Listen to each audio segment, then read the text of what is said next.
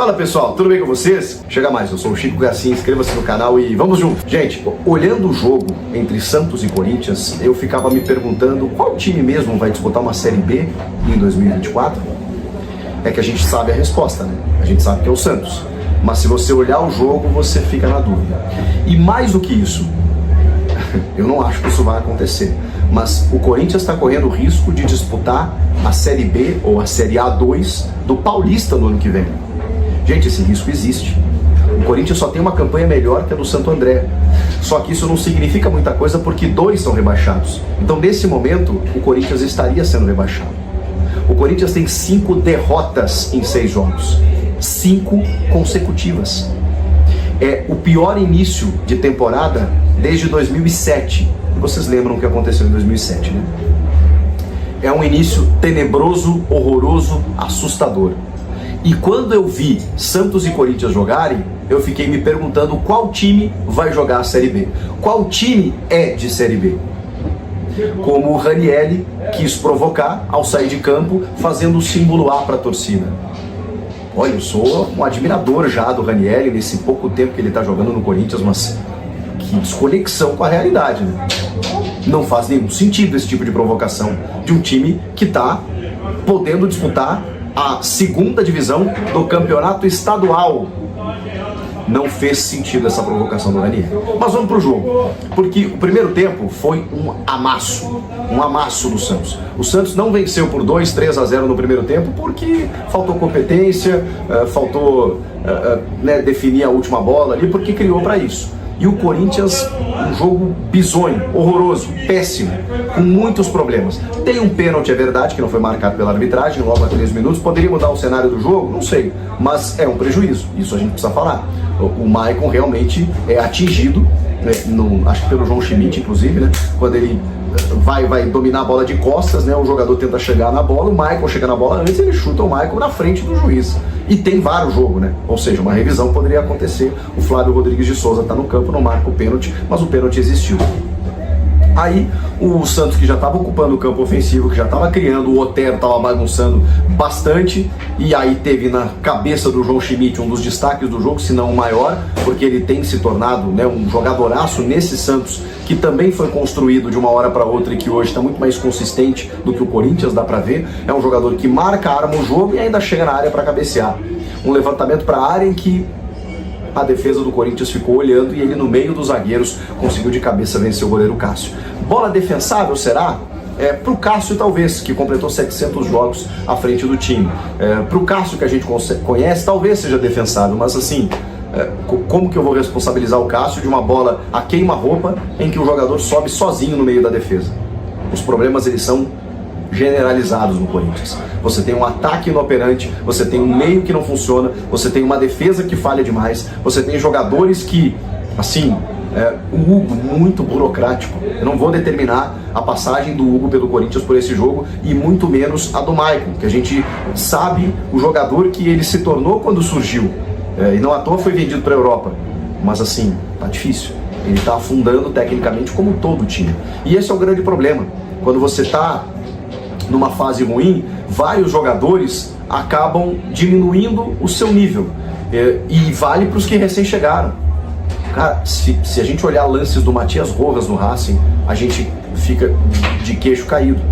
Aí você tem o Yuri Alberto, que já mostrou qualidade no próprio Corinthians e que não consegue jogar. Aí você tem o Pedro Raul, que chegou ontem, virou titular e não toca na bola porque o sistema não funciona. Aí você tem o Maicon com todos esses problemas, que se tornou um cara completamente inoperante, comprometedor. Aí você tem um Fagner que nem de longe nem de perto lembra aquele Fagner que já fora. O Félix Torres, que até mostra um potencial em termos de gestos técnicos, mas acaba falhando também porque o time não ajuda. O Caetano, que virou solução de uma hora para outra com a saída do Veríssimo, que é outro problema. O Garro, que teve que jogar como titular depois de quase mais de 2 meses sem entrar em campo. E olha, até que mostrou qualidade. Mostrou que vai ser titular com o pé nas costas, porque participou, buscou o jogo, tentou, sabe? Você via que ele estava envolvido com a partida, estava com muito gás. E nem foi substituído, para ter uma ideia. Jogou 90 minutos. Mas é um jogador que ficou 1 mês para poder entrar em campo. O Gustavo Henrique, que foi contratado, até agora não conseguiu jogar.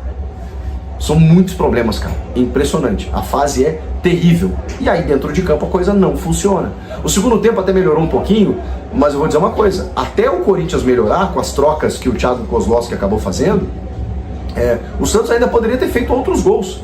O Nonato, que entra no segundo tempo, no chute do William Bigode, ele tenta dar um taquinho de letra e acaba dando de zagueiro, porque ele toca por cima, mas ali seria o segundo gol do Santos.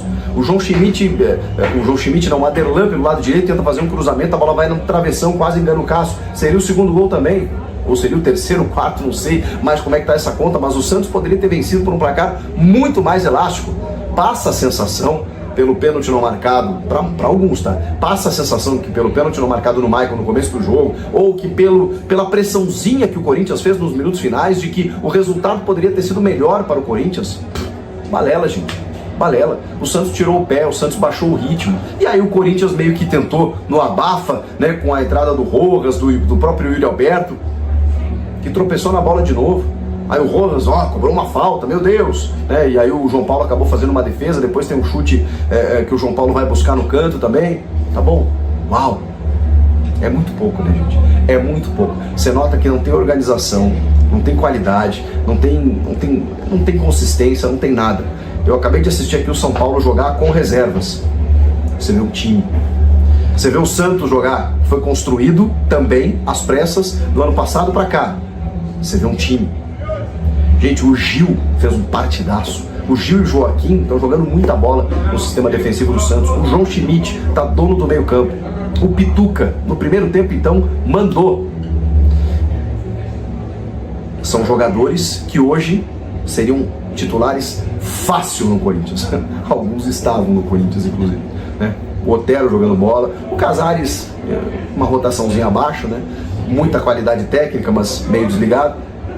O Gil na defesa, Felipe Jonathan, entre tantos jogadores que você olha e fala assim, caramba, o Corinthians não tem um jogador assim.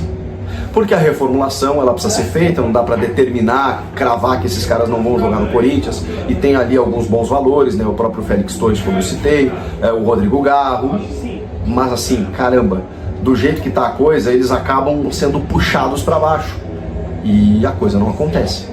Gente, o resultado prático disso, do que a gente viu, é um time que, como eu disse, está na lanterna do seu grupo. E não é que está na lanterna do seu grupo. Ele está com 3 pontos apenas, o Santo André tem 2, só que o Mirassol e a Inter de Limeira, que tem 3 e 4 pontos respectivamente, eles jogam nessa quinta-feira. Então eles podem se distanciar ainda mais. Eles podem ir a 7 e 9 pontos.